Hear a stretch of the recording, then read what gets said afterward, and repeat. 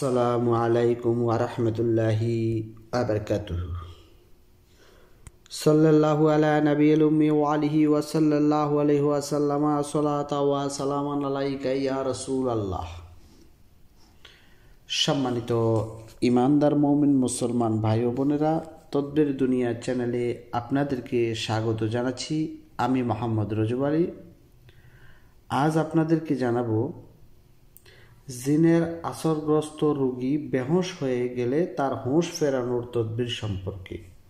অর্থাৎ কোনো লোক যদি জিনে আক্রান্ত হয়ে জিনের আসরগ্রস্ত হয়ে বেহুঁশ হয়ে পড়ে যায়,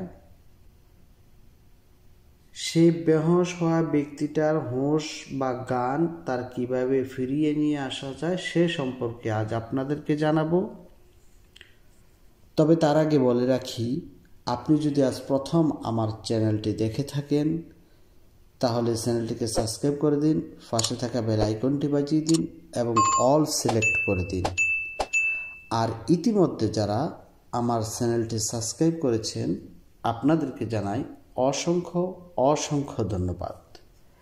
তো সম্মানিত ইমানদার মুমিন মুসলমান ভাই ও বোনেরা, চলুন আমরা কথা না বাড়িয়ে আমাদের মূল আলোচনায় ফিরে যাই। আপনারা আজকের আলোচনার বিষয়টি অবগত হয়েছেন, অর্থাৎ জিনগ্রস্ত রোগীর বেহুঁশ হয়ে গেলে তার জ্ঞান ফেরানোর বিষয়ে। তো যদি কোনো লোক বা কোনো ব্যক্তির উপর জিনের আসর করে থাকে আর ওই জিনের আসরের ফলে ওই ব্যক্তিটি বেহুঁশ হয়ে যায়, তাহলে আপনাকে যে কাজটি করতে হবে, প্রথমত পরিষ্কার পরিচ্ছন্ন এক গ্লাস পানি নিতে হবে।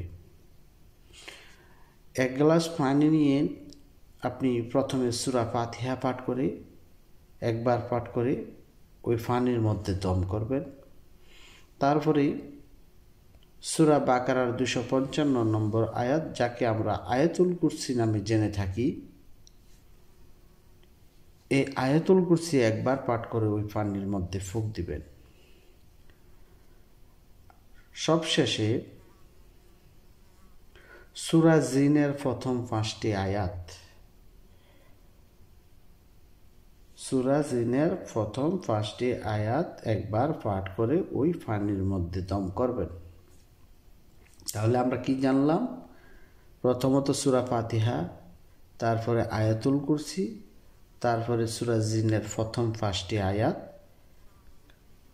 আলাল্লাহি কাজিবা পর্যন্ত, এই 5টি আয়াত পাঠ করে ওই পানির মধ্যে ফুঁক দিয়ে বেহুঁশ হওয়া রোগীর নাকে মুখে এবং চোখের মধ্যে ছিটিয়ে দিলে আল্লাহর রহমতে ওই রোগীর হুঁশ ফিরে আসবে ইনশাআল্লাহ।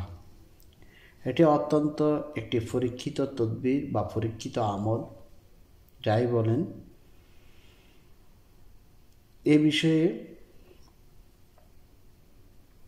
প্রত্যেক মুদাব্বিরগণ অবগত আছেন। তো আপনারা যারা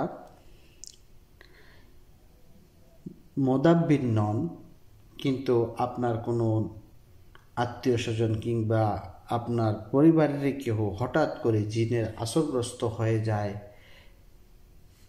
এই আসরগ্রস্ত হওয়ার ফলে সে জ্ঞান হারিয়ে ফেলে, তো এমত অবস্থায় আপনি দিশেহারা হয়ে যান যে কোথায় যাবেন, কার কাছে যাবেন, কি করতে হবে। আপনি ধীরস্থিরভাবে কোথাও ছোটাছুটি না করে, কোথাও দৌড়াদৌড়ি না করে, কোনো কুফরিতান্ত্রিক কবিরাজের কাছে না গিয়ে মহান আল্লাহ পাক রব্বুল আলামিনের উপর পূর্ণ আস্থা বিশ্বাস রেখে আপনি এক গ্লাস পানির মধ্যে সূরা ফাতিহা, আয়াতুল কুরসি এবং সূরা জিনের প্রথম 5টি আয়াত পাঠ করে পানির মধ্যে দম করে ওই রোগীর নাকে মুখে আপনি চোখে আপনি ছিটিয়ে দেন। ইনশাআল্লাহ সঙ্গে সঙ্গে তার হুঁশ ফিরে আসবে এবং ওই রোগীকে ছেড়ে, আসরগ্রস্ত রোগীকে ছেড়ে জিনটি বাপ বাপ করে পালিয়ে যাবে ইনশাআল্লাহ ইনশাআল্লাহ। তো সম্মানিত ইমানদার মুমিন মুসলমান ভাই বোনেরা, আপনারা যদি এই তদবিরটি প্রয়োগ করতে পারেন আমি মহান আল্লাহ তাআলার কাছে আশাবাদী এই তদবিরের ফলে আপনি কারো কাছে যেতে হবে না, টাকা পয়সা নষ্ট করতে হবে না, কোনো কবিরাজ, হুজুর, মোদাব্বের কারো কাছে যেতে হবে না। আপনার পরিবার পরিজনদের মধ্যে এমনটি ঘটে থাকলে আপনি নিজেই তার চিকিৎসা করতে পারবেন। তো এই ছিল আজকের মতন। পরবর্তী সময়ে অন্য কোনো বিষয় নিয়ে আসবো। সে পর্যন্ত ভালো থাকুন, সুস্থ থাকুন। আসসালামু আলাইকুম ওয়া রাহমাতুল্লাহি ওয়া বারাকাতুহু।